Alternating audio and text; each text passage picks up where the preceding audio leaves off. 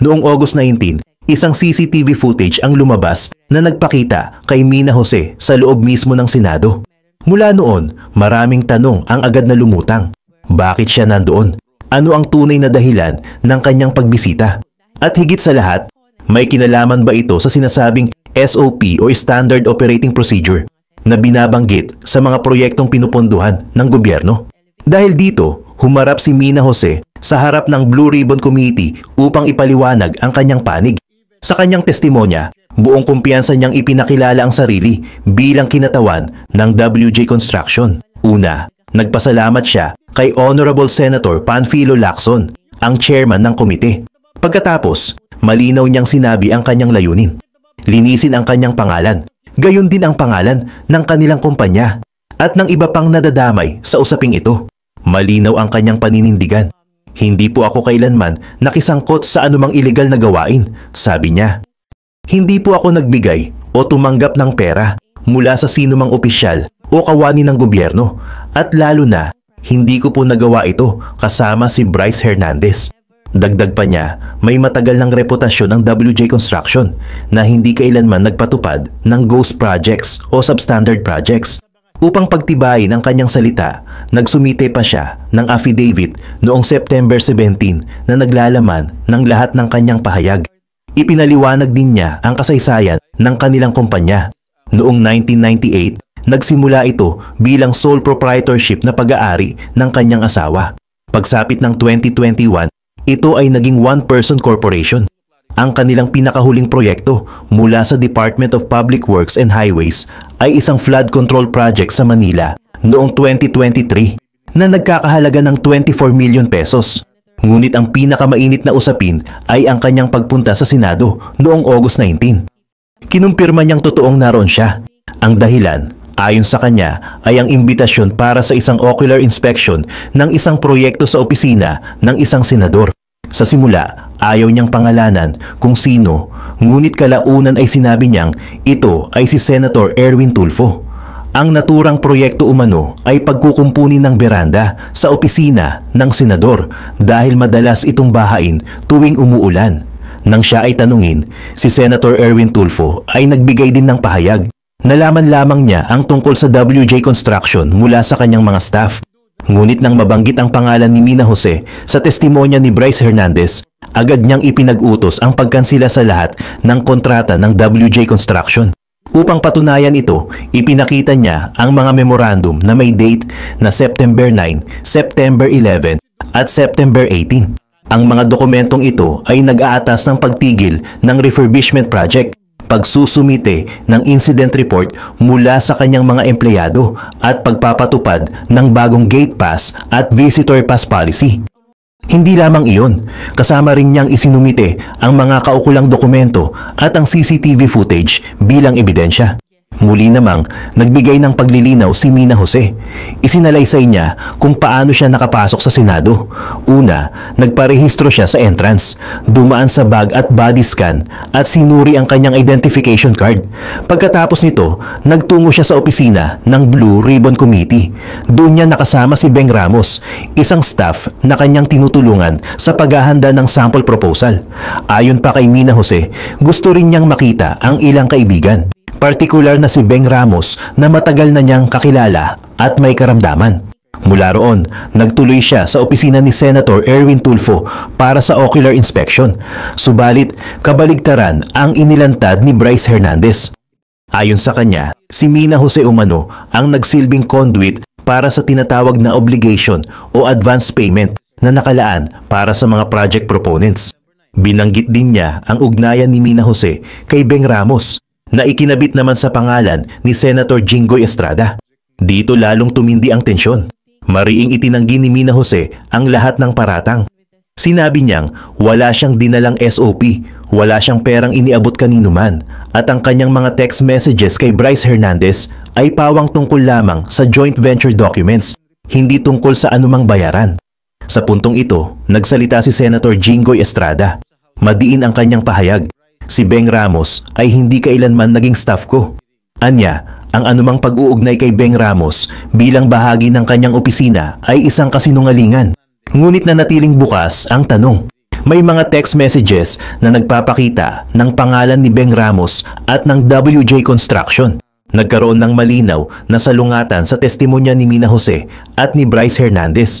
At bagamat inamin ni Bryce na maaaring nagkamali siya sa pag-uugnay kay Senator Jinggoy Estrada, ipinagpilitan pa rin niya na may naganap na delivery ng obligasyon.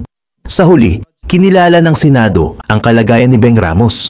Hindi na siya ipinatawag upang humarap sa pagdinig dahil siya ay dumaraan sa matinding laban kontra stage 4 cancer.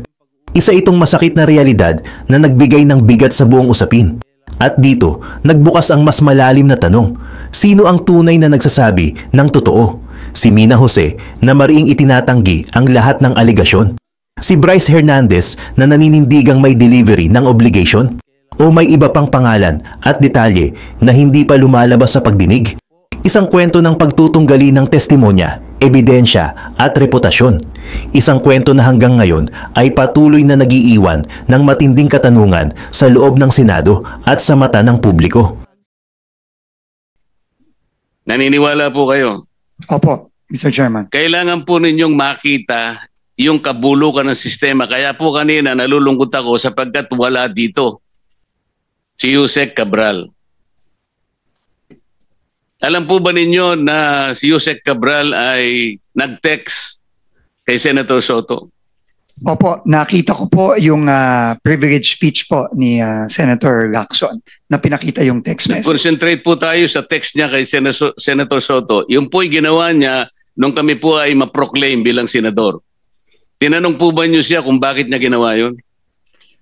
Opo, tinanong ko po siya. In fact, nung una ko pong siyang tinanong, sinabi po niya wala siyang communication kay Senator Soto. Na hindi totoo. Well, clearly po, hindi po totoo dahil lumabas po yung text message at kinonfront ko po siya ulit at nagpaliwanag po siya na sinasabi po niya, siya po daw ay nagtatanong kung meron pong priority project ang opisina ng senador, which is clearly hindi consistent po dun sa unang sinabi niya sa akin. Sinabi nga po ng ating chairman sa kanyang privilege speech, Yusek Cabral was lying to her teeth. Totoo naman eh. Bakit po niya ginawa yun? Siguro po, meron po siyang tinatago, Mr. Chairman. Hindi lamang po yun. Nagpresenta siya, gusto niya sigurong masiyahan si Senator Soto sa pag-aakala niya noon, Senator Soto kasi is a contender for Senate President. Tinanong niyo ba siya kung si Senator Soto lang ang tinext niya? Sabi niya, sana makita ko yung priority niyo, 500 million for now. Ibig sabihin, may trans pa yun eh. Alam po ba niyo kung meron pa siyang tinext na ibang senador sa ganun ding pamamaraan? Wala na po siyang sinabi sa akin ganun, Mr. Chairman. Naniwala naman kayo na wala na siyang sinabi? Siguro ho, mahirap pong maniwala kung yung una ko dapat parang sana tanong. po bago niyo inallow siya na mag-resign, ay talagang pinagtatanong. Dito po kasi nakasentro yung sinasabi ko sa inyong talamak at bulok na sistema ng DPWH. Hindi po siya dapat makalampas doon eh. Sayang po. Pero sa mga susunod sanang pagkakataon, kailangan nakaharap siya rito dahil iisa-isahin ko sa kanya para po makita rin ninyo bilang kayo po ay bagong pinuno ng DPWH. Mamimislead po kayo sa napakaraming pagkakataon. Katulad lang po yung sinasabi ni Senator Amy kanina do sa mga flagship projects, foreign assisted projects, deliberately po niyang binabawasan yun eh. Nilalagay pa niyo sa convergence. Alam po ba niyo yung mga convergence projects ng DPWH? Opo, Mr. Chairman. Ano-ano po yun? Ito po yung mga proyektong katuwang ng DPWH ang iba't ibang ahensya tulad po ng ano? Ng tourism, ng DOTR, ng agriculture. Katuparan, DOTR, TRIP, DOT, Roll It, DTI, TICAS, PNP, DND. Opo. Dito po nalalagay. Ano po ibig sabihin ng SSP? Hindi pa ho ako familiar sa SSP. Hindi rin kayo familiar sa CSSP? Hindi din po. STO? Hindi po. Yun nga po eh. Kailangan, hindi ko po alam ko naman fast learner kayo, pero kailangan magmadali tayo. Napakarami po nitong sistemang ito, dito po sila nagkakanlong. Hanggat hindi po ito yung binusisi natin at ang gusto po natin, ipahuli natin na lahat ng contractors, ipakulong po natin lahat ng 15 contractors, hindi po natin maayos ito hanggat Senator hindi Marcoleta, naayos ang kindly sistema. wrap up because you have 5 seconds left. Salamat po, Mr. Chair. Yeah. Gusto ko po kayong tulungan, no, as an aside, no, sa inyong tanong kanina na gusto niyo malaman kung sino-sino pa yung napadala na o na-operan. Gusto ko pang ilagay sa record, ako po, 18 taong naging senador, never po ako na-operan na magsingit sa National Expenditure Program. Taas na po ako dyan na sasabihin ko, wala po ako natatanggap na offer. Ewan ko kung bakit. Ako rin po, bakit hindi po ako nagte-text na gano'n? Nagtataka rin po ako eh. Anyway, Senator Jinggoy Estrada is recognized. Thank you, Mr. Chair. Before I proceed, I would like to ask for a consideration from the chairman, from the Senate President, and from all our colleagues that to give us additional minutes since I was How many minutes are you I, asking? together with the Senator Joel Villanueva, was directly accused by a certain Assistant District Engineer Bryce Hernandez. How many minutes more are you? 10 to 15 minutes more if possible. I leave it to the members. Is there an objection to the request? 10 to 15 minutes more. 10 minutes. Kung may objection, total of 10. 10 excluding my, minutes. Kung wala excluding po my opening, objection, excluding my hindi opening na po, statement. isama nyo na yung opening statement. 15 Baka minutes na napakahaba eh. So 10 minutes. You're given 10 minutes Thank with you. the permission of the other members. Thank you, Mr. Chair. Thank you, my colleagues. Magandang umaga po, Mr. Chair, sa ating mga kagalang-galang miyembro ng Blue Ribbon Committee at sa ating mga panawin. Nandito po ako sa pandinig ngayon ng komite para ipagpatuloy ang aking tungkulin bilang isang mambabatas at upang lumahok sa patuloy na pagdiskubre sa katotohanan sa likod ng malalang anomalya sa public works at infrastructure sa ating bansa. Sa gitna ng investigasyon ito ay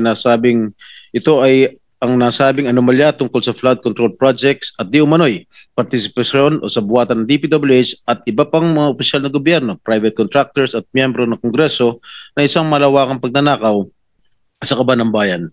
Malinaw po na dahil sa ating pagsiwalat sa mga anomalyang ito, sa kasamaang palad tayo ay naging target ng hindi makatarungang atake, kahihiyan at mga bagay na purong kasinungalingan lamang.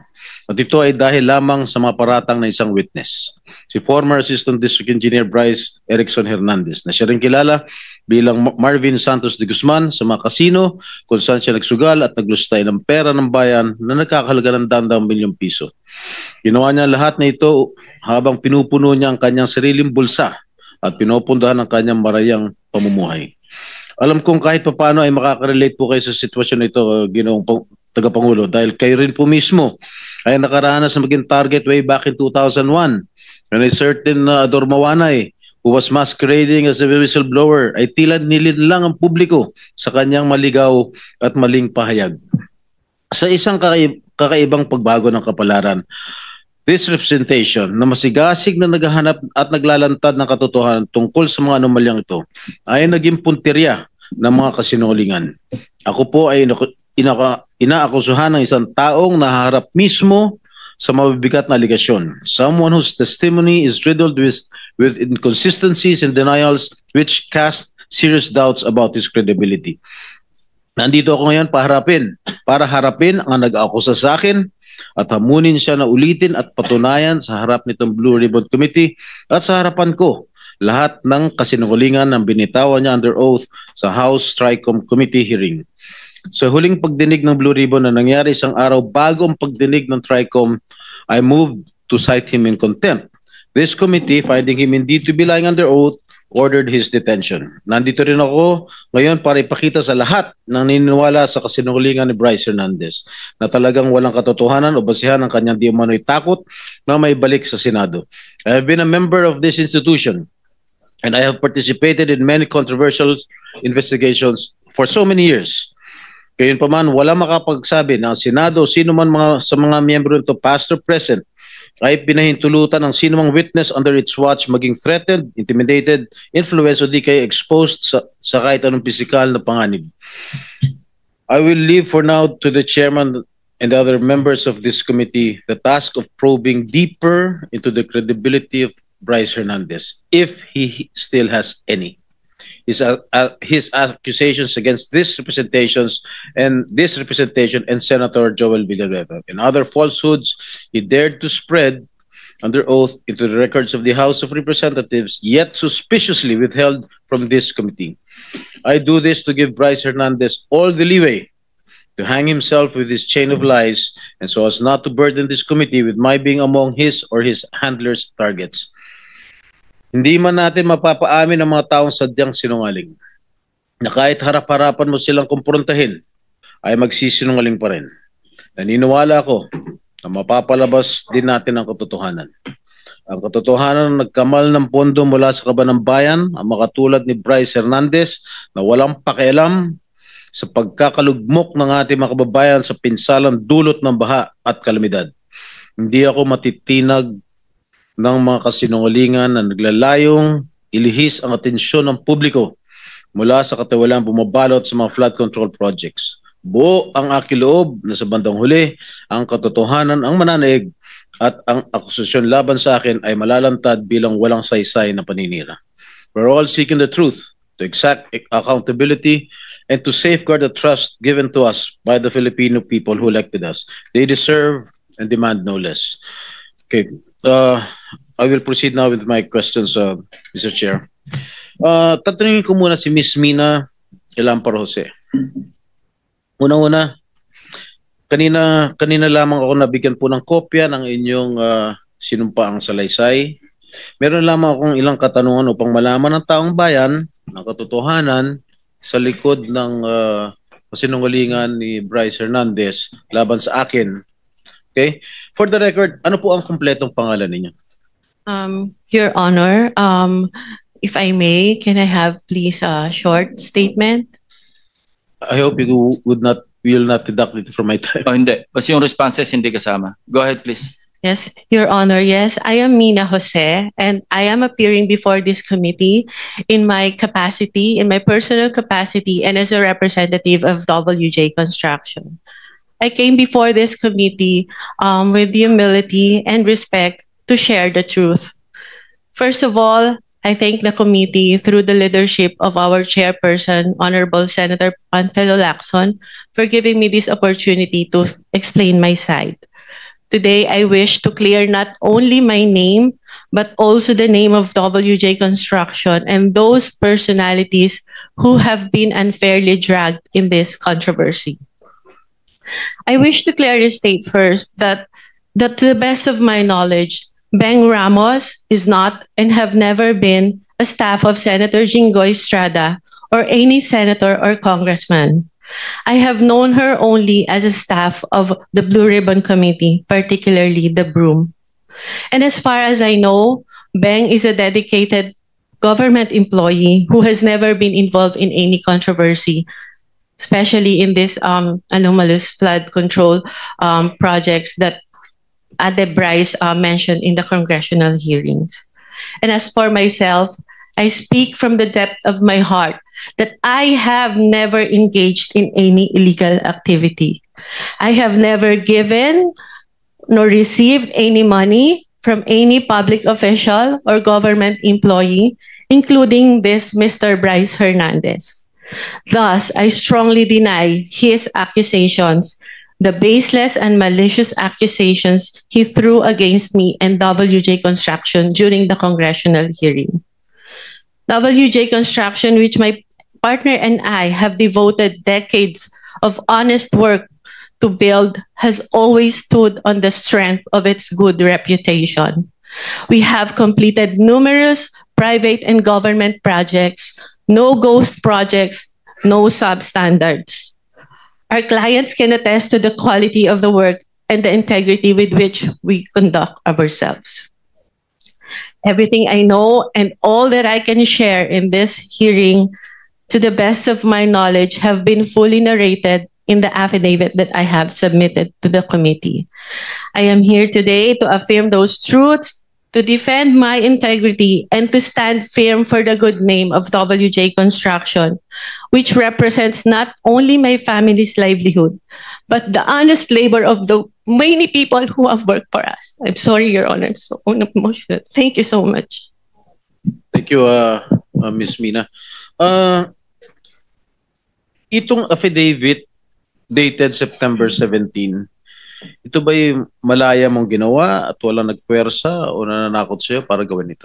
Wala po, Your Honor. Actually, I made the narrative myself and just asked my lawyer to please prepare it in a legal format. Okay. Kayo ba nangongontrata sa DPWH? Yes, Your Honor. Alright.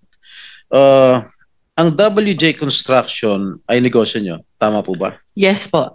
Kailan kayo nagsimula magnegosyo? Okay, Pumasok sa construction business. WJ Construction started po as sole proprietor when my husband was still single in 1998. And tuloy-tuloy lang po yung kanyang paggawa ng projects in both private and government projects. And in 2021 po, it transitioned into a one-person corporation. So, ano yung mga kontratang nakukuha nyo sa DPWH? Meron bang mga flood control projects? Meron po kami huling last ginawa na flood control in 2023 po. 2023? Yes po. Ano-ano po lugar? Sa Manila po. Sa Manila lang? Yes po. Okay. Ilan yung mga flood control projects ninyo? So far yun pa lang po. Isa lang? Yes po. Magkano halaga? 24 million po, Your Alright. Honor. Okay. Sabi po ni Senate President Pro Temp Senator Ping Lacson in one of his interviews mentioned that you were in the Senate premises on August 19. Tama po ba? I was there, Your Honor. You were yes, Your here? Honor. Yes po, Your Honor. Ano po ginagawa niyo rito? I was invited to do an ocular of the supposed project po na dapat gagawin ko po sa office ng isa pong senator. Sino po? Pwede ba malaman kung... Your Honor, if I may, it was already stated in the affidavit po that I have submitted. And with due respect, sana po not to name na lang po the good senator because he's not really involved naman po in any of this. I know that Senator, I vouch for his credibility and integrity also. So, yung bang unang pagkakataon mo na pumunta kay rito Senado? Nagpupunta na po ako dito in the past, Your Honor. In the past? Opo. Anong ginagawa niyo in the past dito?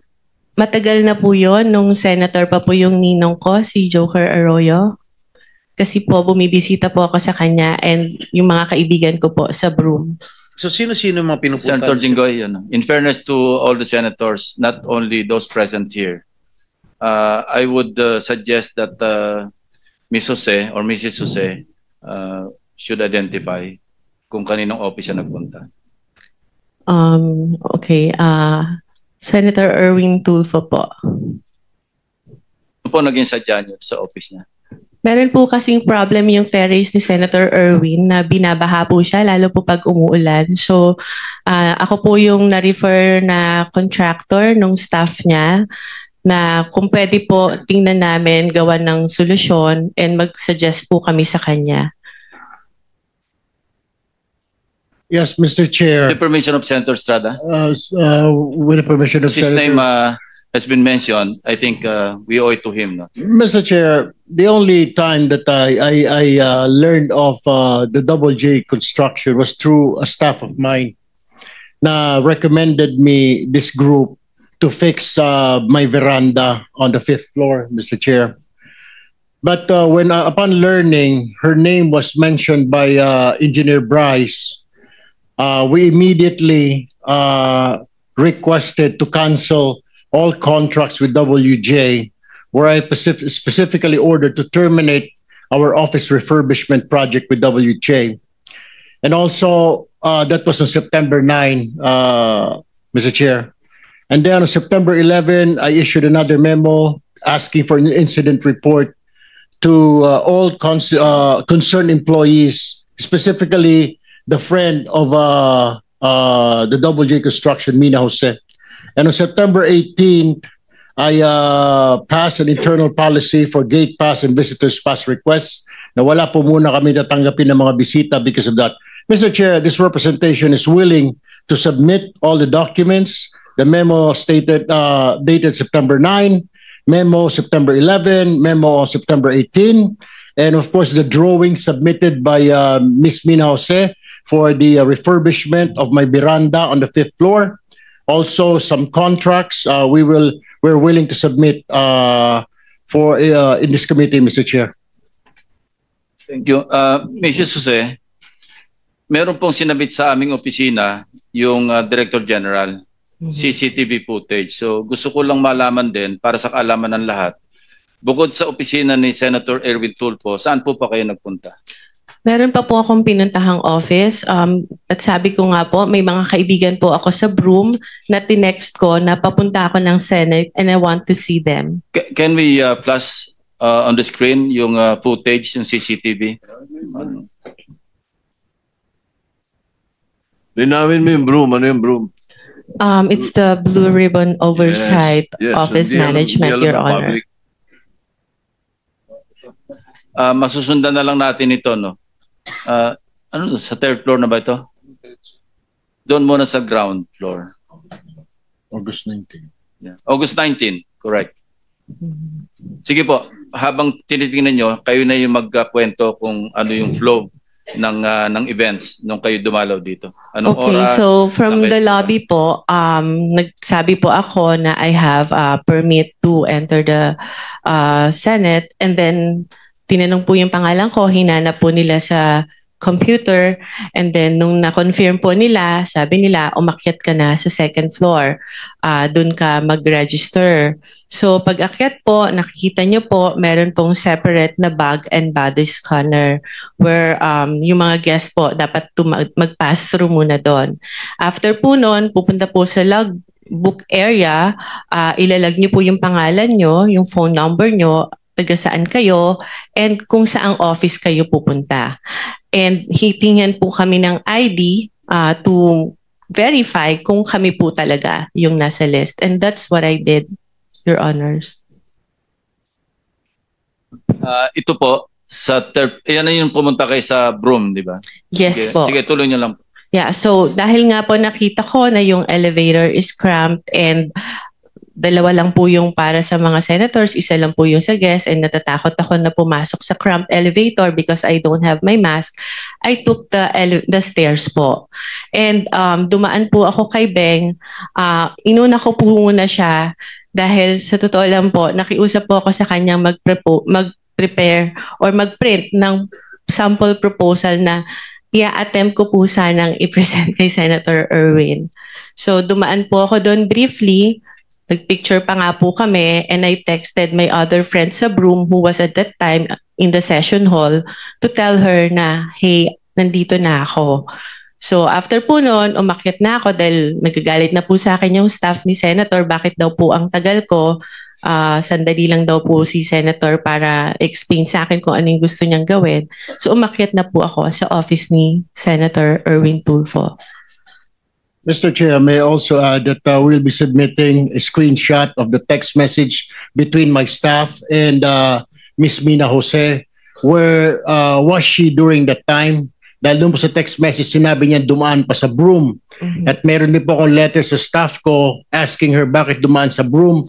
Parang ginamit po yung aming opisina na makapasyal siya sa Broome, wala naman po sa agenda. Hindi rin po niya minensyon na may kilala po siya dito sa Senate, dyan sa Broome, sa Blue Ribbon. So, in other words, Mr. Chair, parang nagamit po yung opisina ko para dumaan po siya sa Broome kung ano man yung kanyang business doon, Mr. Chair. My apologies, Your Honor, if that appeared that way. It was just my intention to see my friend, especially when I heard that Beng is suffering from cancer and I haven't seen her in a long time. So I thought it was an opportunity for me to also visit her. Mr. Chair, the question is, you should have told us na may kaibigan ka under investigation. My staff even asked me, Mr. Chair, if you would remember and you lied. Sinabi namin, baka ikaw sabit ka dito sa flood control. Wala po kami, hindi po kami sabit dyan. Ang mga project ko, 30 million. Do you remember that? You were asked, Ms. Jose. Yes, Your Honor, because I am of honest belief na wala po talaga kami. You were not bakit nababanggit ang pangalan mo dito ngayon? Eh meron ka palang kinalaman dyan sa mga proyekto sa Bulacan na yan. Why didn't you tell us straight up? Had you told us na meron kang sabit sa mga project sa Bulacan, we wouldn't have let you step in the Senate, Ms. Jose. Your Honor, prior to the text message that was shared by Bryce, nagulat po talaga ako dahil wala po kaming pinasukang project. We never joined any bidding. We never Mr. submitted Chair, any documents. hindi nga po Mr. Chair, sinasabi parang lumalabas na isa ka sa conduit, isa ka sa mga sabit na nagdala ng pera, something to that effect. Hindi ko naman sinasabi na kasama ka sa proyekto, pero sabit ka sa problema sa flood control. You should have told us. You should have informed my staff na pumunta ka rito na dadaan po muna ako. How hard is that to say? Pakisabi kay Senator, dadaanan ko muna yung kaibigan ko sa Broome na may sakit na cancer. Why didn't you do that, Ms. Jose, Mr. Chair? Your Honor, I don't think Senator Erwin is privy to the conversation with the staff Yes, to yeah. whom I have mentioned before. Senator this- Erwin, please no. I think si Bryce was the one who made that assertion, Yes, Your Honor. implying that WJ/Beng Ramos magdadala ng obligation. Can you clarify that? Ano yung obligation na sinasabi mo? Yun po yung yung sa proponent po nung project na ibinigay po ni Boss Henry sa kanya. At yung regarding naman po dun sa pagdadala ng obligasyon, meron po akong follow-up na magpapatunay na What exactly did you mean when you said nung ka sa house, yung obligasyon? Ano yung obligation na yon? Pera para po. kanino? Lagay? Ano yung context ng obligation? Pera po siya para sa proponent.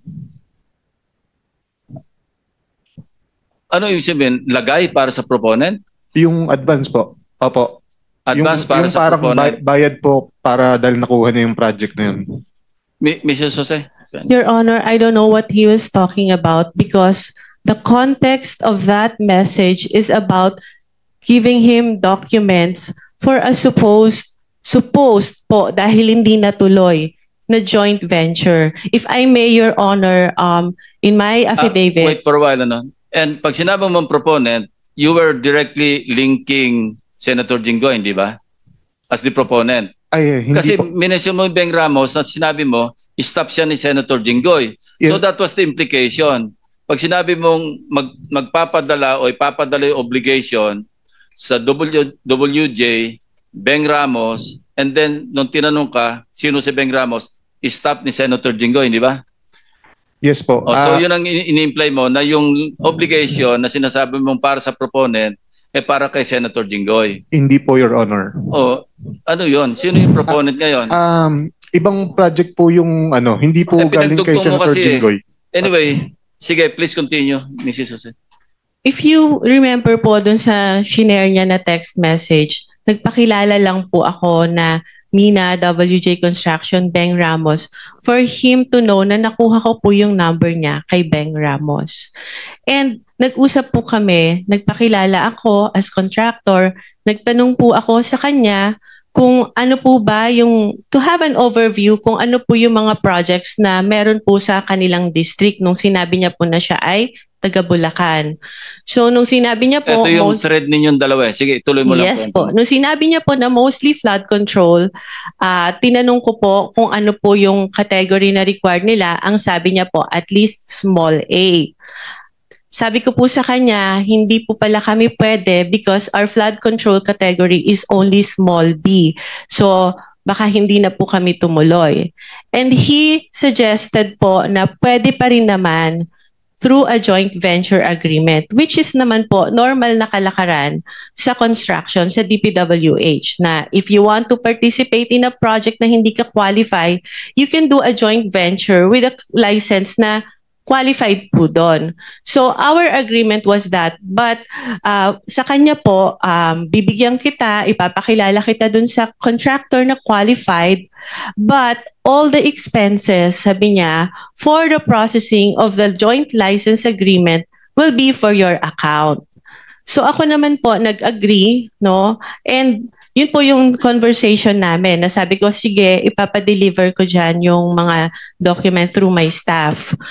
And I have to know pa po kung sino yung taong kausap ko.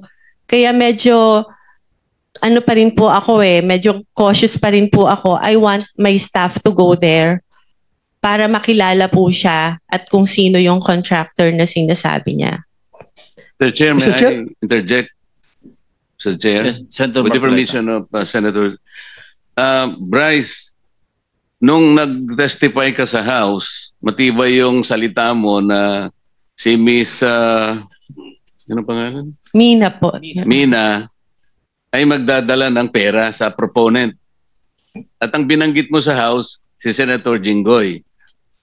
Di ba? Sa House. Your Honor, nakalink lang po na ang pakilala kay kay Ma'am Mina and Ma'am Beng is staff po ni Sen Jinggoy, pero hindi po specifically sinabi ko na yung proponent is para po kay Senator Jinggoy. Ayun, malinaw ngayon.